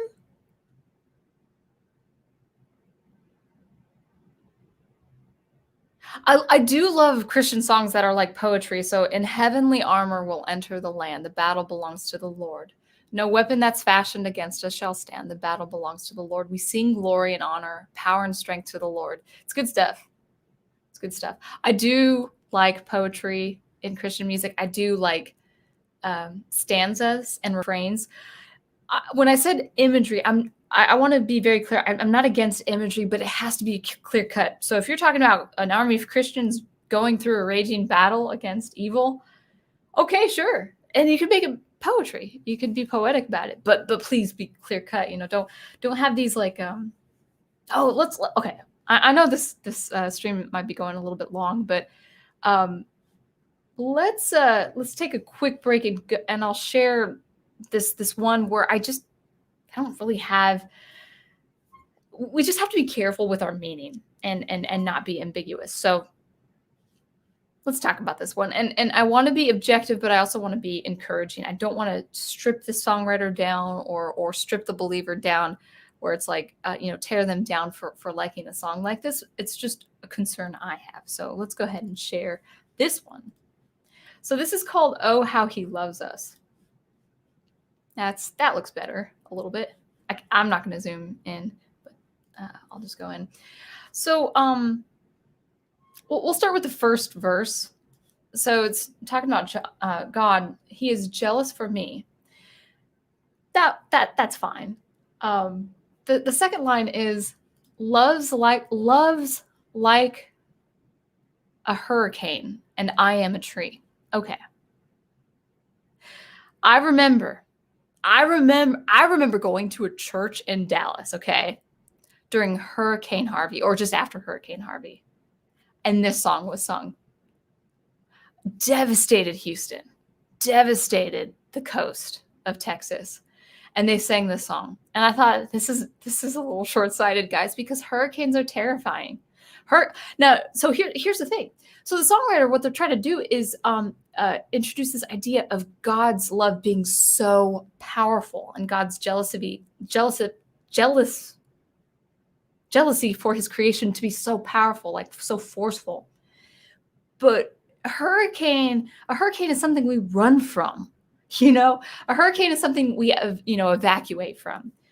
And so when you're saying love's like a hurricane and I'm like a tree, well, trees, even very strong trees, deeply rooted, can be completely pummeled to the floor or to the ground and totally just thrown over in the face of a hurricane.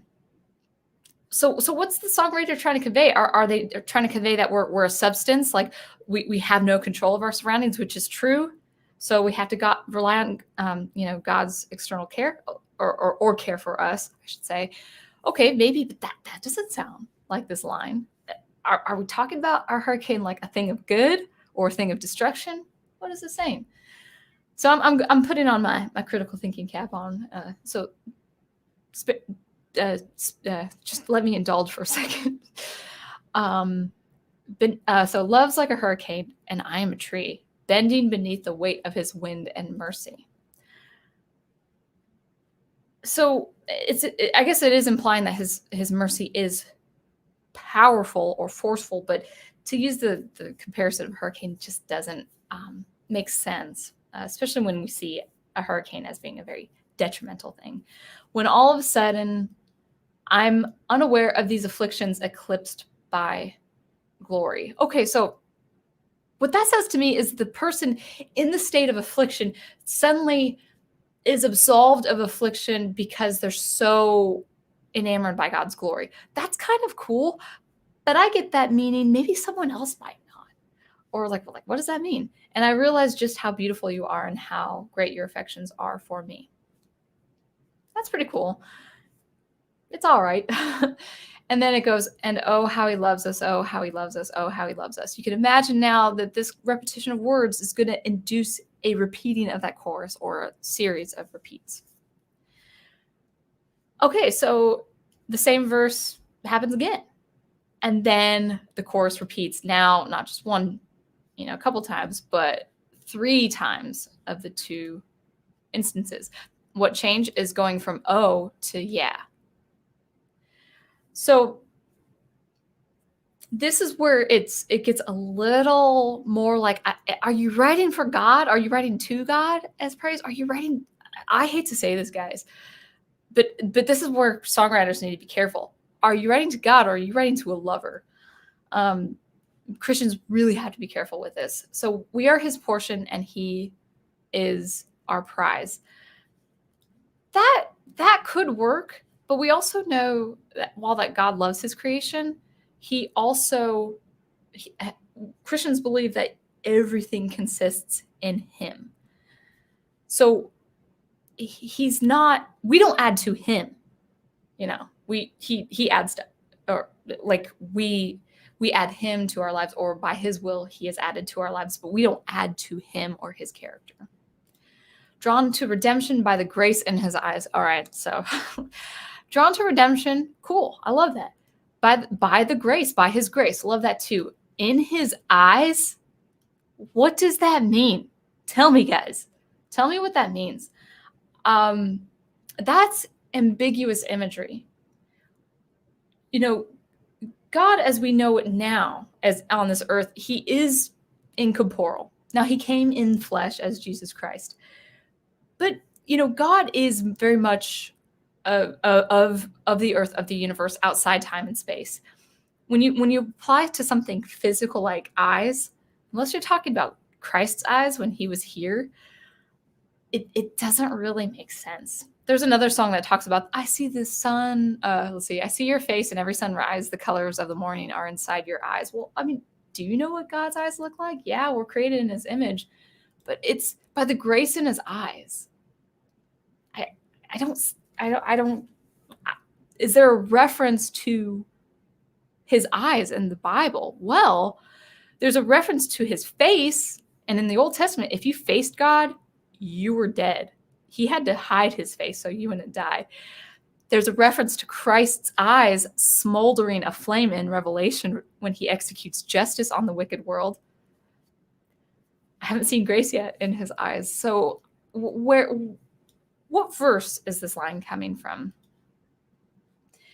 So we are his portion and he is our prize, drawn to redemption by the grace in his eyes. And this is where it gets a little bit climactic in music. If grace is an ocean, we're all sinking. Yeah. Haha. I mean, I see this, like, I was like, yeah, okay. So if grace is an ocean, we're all sinking. I get it. But would you guys really want to be sinking in an ocean? That like the idea of water, drowning and stuff like that. I'm sorry. That might be a little bit critical. But the line that I don't care for is, so heaven meets earth like a sloppy wet kiss. And this is where I'm wondering, okay, are you writing this to God? And my heart turns violently inside of my chest. I don't have time to maintain these regrets when I think about the way. So maybe the way being Jesus, like I am the way, the truth, the life. Well, I mean, you do have to weigh your sins and reflect on where you've been, what you've overcome. But and my heart turns violently inside my chest. I've never reached that heightened state in worship. Now, I've reached in very good places of worship in my life and in prayer, a lot of times just by myself, in the community of believers or by myself. But these kind of lyrics have to really be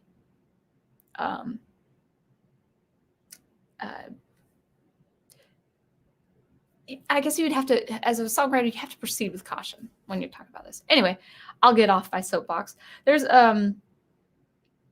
a part where I guess it's a lady who talks about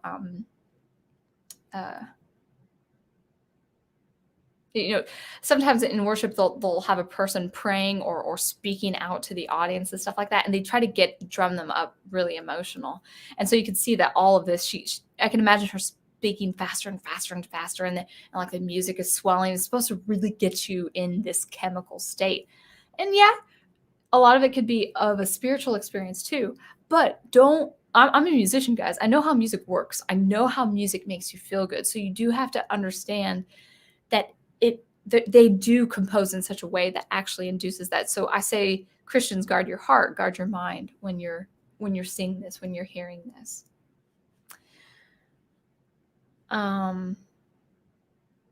Yeah, I won't read that part. So anyway, I just say, be careful.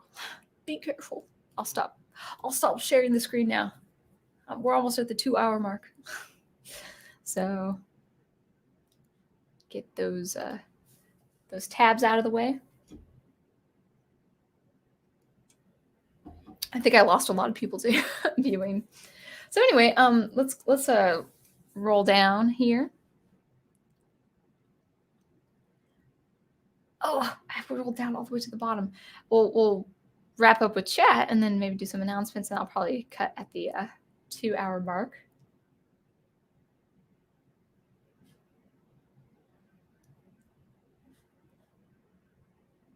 Let's see.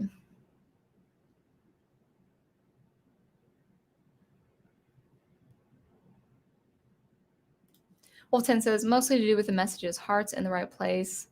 Seems a bit naive to me. I guess I would need more context. Hearts in the right place. I mean, I could say that the Christian films could be in danger of being overly simplistic. But I don't know. I'm not good when it comes to, I'm not the person to go to when it comes to Christian films. I just never seen them, so it's not fair to make an assessment.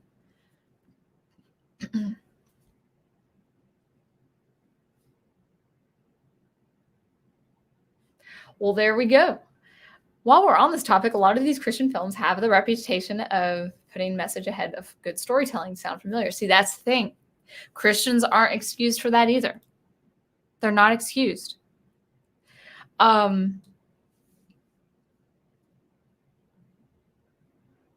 mean, Abby, we're going through really a very, very good example of Christian mythology or Christian meaning or Christian messages with good storytelling, and that is the Chronicles of Narnia. C.S. Lewis was brilliant to just make a great story with all these different characters going through all these different adventures. Make it enjoyable and still have that meaning. I don't care for any kind of message before the story. The story has to come first, and Christians have to understand that, as Hollywood has to understand that too. It can work. Lord of the Rings, it's not about God, but the mythology does include a higher order of things. And people can say, oh, yeah, there's some Christian overtones and Christian messages of courage and hope and personal sacrifice. Yeah, absolutely. So, yeah, Christians don't get a pass on that. We got to be held responsible and accountable for producing excellent art as well.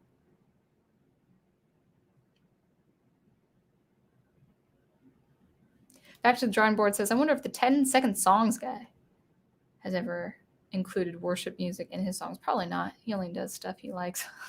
Well, that's good. I'm glad he doesn't do stuff he feels obligated to doing. I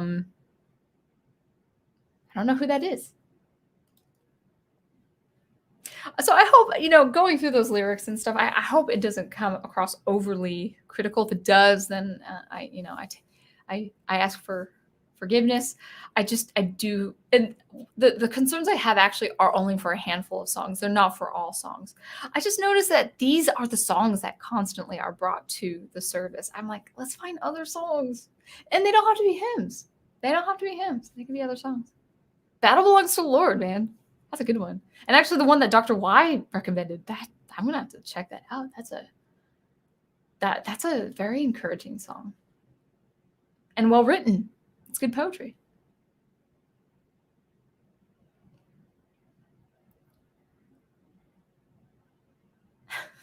Dr. Y says, I know the words to my least favorite VeggieTales, and I can almost do Mr. Lunt's voice, his cheeseburger. I never cared for that one. What was another popular one? The lip song, Larry with his lips, when he lost his lips and he's going to a psychiatrist. When I was just 2 years old, how did it go? I left my, when I was just 2 years old, I left my lips out in the cold. What could I do? And they turned blue. What could I do?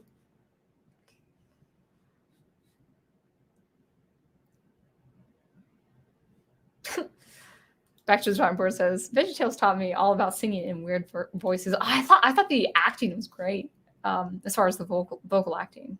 I never cared for. I mean, I was a little too old for those cartoons, but I had younger brothers who listened to those cartoons. Who did I not care for? Who's the kid? The kid always annoyed me. Oh, the best song was I Love My Duck, or Rubber Duck Song. That's good stuff. I can't remember it right now. Oh, yeah. Let's see if I can remember. I love my duck, sir. But okay, so the Larry is King David. So it's talking about the story of King David seeking to take another man's wife. His one of his, actually probably the biggest sin. He actually sends her husband out to war in the front lines so he can be killed. Very major sin. He repents. He's still the Lord's king and his anointed. But VeggieTales had a kind of a parody where there's a war, and so instead of a woman, it's like a rubber duck. So he has this collection of all these rubber ducks, but he wants the other rubber duck.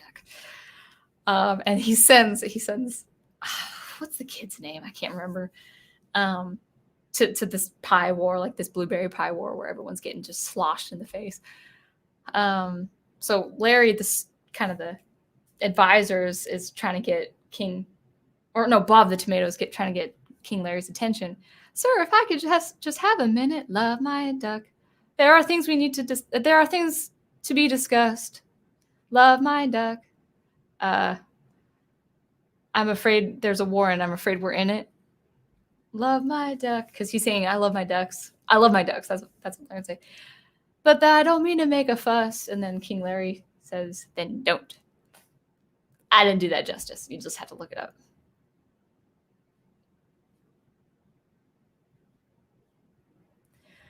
All right. Move along, move along.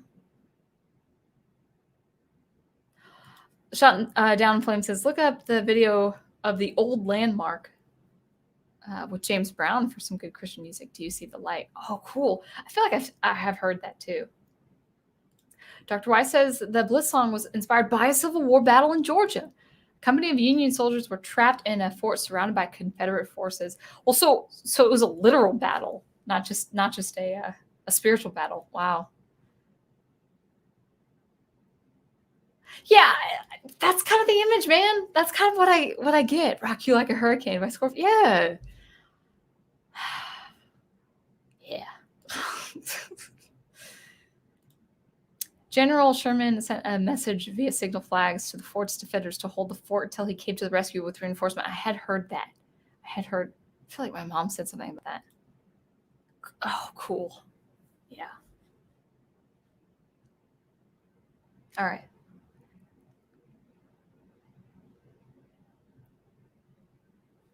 Wolf 10 says, or me taking things too literal, which is never a bad thing. Gets me out of bad ideas and situations.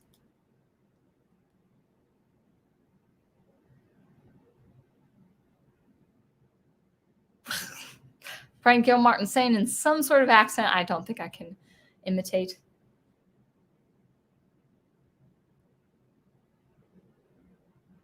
Oh, man, all these references I don't know. These current things. Netter says, I love VeggieTales. I think I have all of them. Yeah, they're great. The one with the Shadrach, Meshach, and Abednego.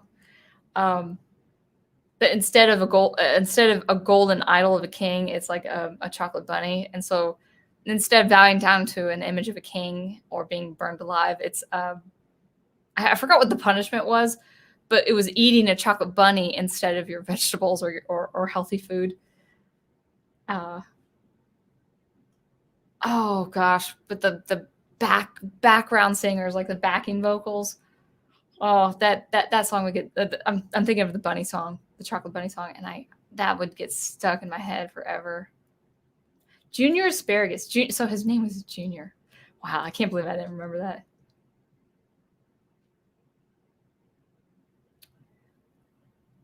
It looks like, yeah, so Netter's posted some stuff for rewatch. I don't know. I think I might wrap it up in a few minutes here anyway.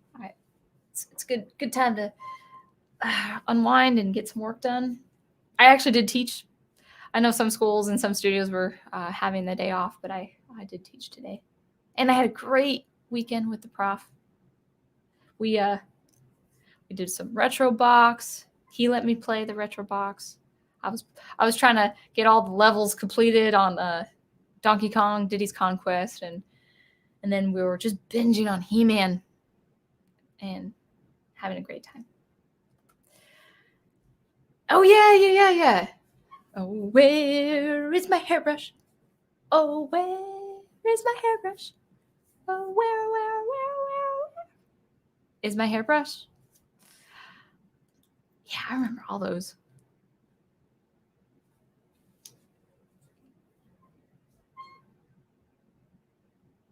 Oh, I never knew they had unironic songs. The Battle's Not Ours. Wow. I don't think I ever saw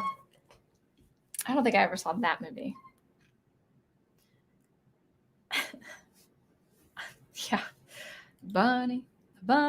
Oh, I love the bunny. I don't love my soup or my bread, just the bunny. I think soup and bread is good. I have some garlic knots I have to get through tonight. Garlic knots and buttermilk ranch. So, yeah, I had a lot of great foods this weekend. Pizza and Italian. So pizza, then Italian. So American pizzeria plus Italian. Probably not like how Netter does Italian food. That is probably for sure. So it was good though. It was really good. So let's talk about what's on the dock for tomorrow.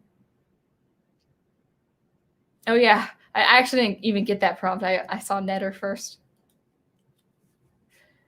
He gets really high and then he kind of gets out of pitch for that. I don't think I could act or sing out of tune. I feel like I would mess up.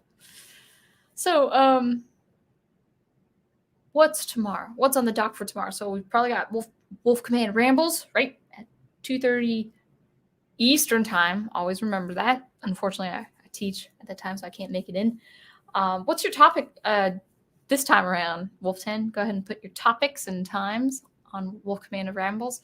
Catholic Bible Geek with Big Al and the Prof. I think if it's still on the dock, I think you guys are doing the rewatch of Lion, Witch in the Wardrobe. Is that correct? So, okay, so the geek. Oops, thank you, Melissa. I meant to do X-Men Evolution Season 1 review stream. Cool. So it's a review stream. That's great. That'll be engaging. So we've got WCR and then Catholic Bible Geek at 9. I believe the rewatch is at 9 with Big Al Presents and the Prof himself. Good. He confirms. Good. Yeah, I think that is 9, right? That book study, is it 9 or 10? It's 9, right? I'm sure it is. And then Thursday's topic for Wolf 10 is going to be modern writers' fixation on toxic relationships. That sounds boring. Toxic relationships. I can understand conflict in relationships, but I can't understand toxic. Okay, 9 p.m. Prof says 9 p.m. That sounds overly dramatic. I guess that's what they want. All right. Anything else on Tuesday I can think of? Probably not. Wednesday, soundtracks of Birdman. I actually don't know what movie they're doing. And I don't know if they have a guest or who the film composer is. But look out for that. And then, yeah, actually, do you have a date and time, Matthew? If you guys have a date and time, I'd be happy to post it. Or you can post it. But yeah, that's that'll be good. That'll be good. Is it recorded or live? I'd be interested in knowing that. So, and then Green Lime Girl with her video streams. I think they play at the same time. So that's Wednesday. Thursday, more WCR. And also the Catholic Bible Geek channel at 9 p.m. Eastern time. And then Kenobi Book Study at 10:15 Eastern time. I might have to put the brakes on that one and just read at my own pace because I just haven't read. So I'll probably just read slowly and surely. I've got a lot of projects I have to finish up in the next couple months. Big Al's probably going to call me a slacker. I'm sorry. I think I will start Prince Caspian though, since I'm on a roll. All right. So that's Thursday, 9 p.m. on the Catholic Bible Geek channel and 10 p.m. on or 10:15 p.m. probably Kenobi on the Professor Geek channel Thursday.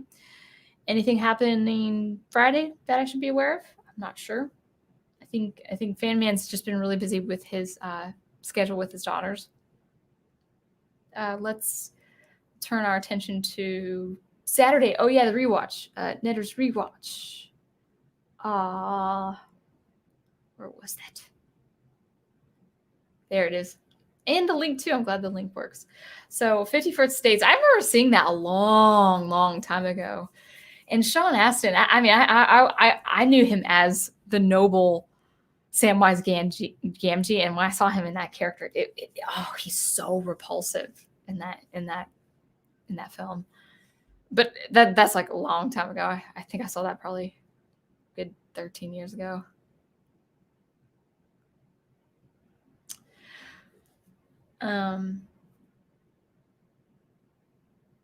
Yeah, you get a pass when you're dating the professor. That's right. I mean, homework shouldn't be required for dating, right? He just fronts me with the book. He's like, here's a hard copy, which is great. I'm so glad I got the material. It's like, oh, cool. And I do really enjoy that. I just need to find more time to read. But I've been really enjoying the Chronicles of Narnia again. It's just good to read those every once in a while. Anything else happening Saturday besides the rewatch? Sunday, we've got our study hall. I had heard that they were thinking about renaming it. I don't mind study hall. What's wrong with study hall? Study hall's fine, but I guess if you guys want to do something different, I guess it was playing on office hours, so it was kind of like the spin-off series of office hours, right? So that's, I think, around 9. Is it 9 or 10 on Sundays? I can't remember. I listen to it Mondays. I finished the replay actually just before the stream. So very good. And anything else, guys, happening Sunday? Oh, okay. Just, I think, in a week. Good. Cool. Good. Never saw the film. I've seen the musical. Rebranding is not bad. Well, it's not bad if it's necessary. Yeah, that is true. If they want to do something different, I'm not gonna harp on them. All right, so I think that's everything for now. So I'll leave it at that. Just be on the lookout for my sound experimentation. I'm probably just going to do another work in progress that I have been doing for a 4-track album. So I'm releasing an 8-track album, but I'm also working right now on a 4-track album. So I might show you a song or two with that this coming Thursday. Excuse me, one second. Just inform you. So thanks for the reception, the appreciation of watching my Donkey Kong series intro. I think because of my schedule for other things, I think that's going to be twice a month. I would love to do it weekly, but editing those videos actually does, it takes a lot longer. I have to write the assessment, I have to write the score, analyze it, write it down, and then record it, and then edit it with the music. It's a little bit labor intensive, so expect that every 2 weeks. I would love to do it more frequently, but for now, expect it every 2 weeks until I get faster at that. But until then, keep producing the art you love. Oh, Netter says 8 p.m. Central, 9 Eastern on Sunday. Good. For study hall. So until I see you next, keep producing the art you love, and I will catch you later. Bye-bye.